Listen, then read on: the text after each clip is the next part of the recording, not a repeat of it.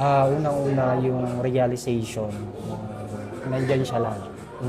Parang ganun. Kasi, nung nasa Pilipinas ako, parang, ano lang, ah, bisyo yung inom, yung barkada. Tapos parang medyo napalayo talaga sa akin. Siguro yun yung purpose niya na iparealize sa akin na, ano ka ba? Kasama mo ako lagi, huwag kang matakot. Parang ganon. Ganda bro. Kasama mo ako lagi, huwag kang matakot. Kung ano man yung pinagdadaanan mo ngayon, huwag mong isipin na mag-isa ka lang. Andito lang ako. Naramdaman ko yun dito. Yung nandito na ako. Maraming pagsubok sa pinagtatrabahuan namin ng restaurant. Maraming natanggal. Isa na ako doon, ako yung kauna-unahan.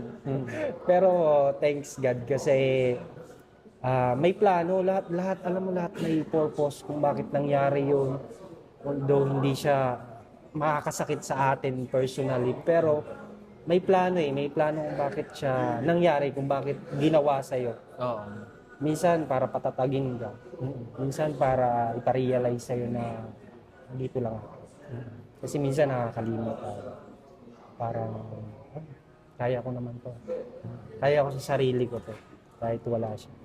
Minsan tatapikin ka na lang. Oo. Tama. Doon ka minsan makaka-realize na parang hindi mo kaya na wala siya. Oo. Tama. Yun lang. Para sa akin yun yung realization na parang nandyan siya lagi. Yun talaga, no? Yung ma-realize mo na hindi lahat kaya mo, kaya ng kung ano yung sa tingin mo na abilidad na meron ka or kakayahan mo. But nandyan si Lord para sa atin lagi. At kaya natin nakakayanan ng lahat dahil sa Kanya.